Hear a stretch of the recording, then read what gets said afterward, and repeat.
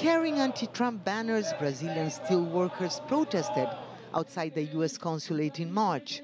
The U.S. president had just announced plans to impose tariffs on steel and aluminum imports. Nearly 100,000 jobs are at risk, not only in the steel industry, but spread out across the entire production chain.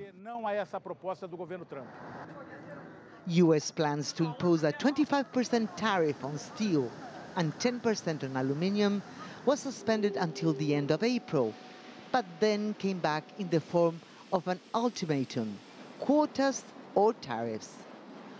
For now, Brazil's steel industry opted in principle to accept quotas because of its large volume of exports. The aluminum industry, a smaller exporter, accepted tariffs. The chairman of the Brazil-China Business Council questions the logic of U.S. tariffs. The imposition of a tariff would harm our industry, would lead our industry to decrease our exports to the U.S., and would also lead our imports of metallurgical from the U.S. to decrease as well. So I don't see which side is taking more advantage of all that.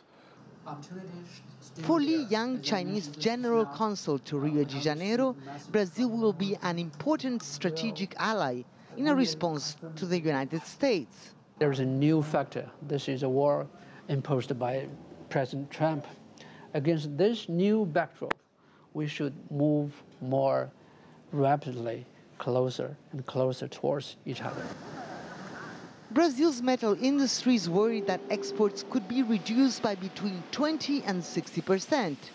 Last year alone, Brazil sold 4.7 million tons of steel to the U.S. While President Michel Temer has been cautious in his response to the new U.S. tariffs, he has not discarded taking the issue to the World Trade Organization. The Brazilian president is keeping a low profile, but has expressed hope for a better deal, saying the government continues to study its options and that no final decision has been made. Lucrecia Franco, CGTN, Rio de Janeiro.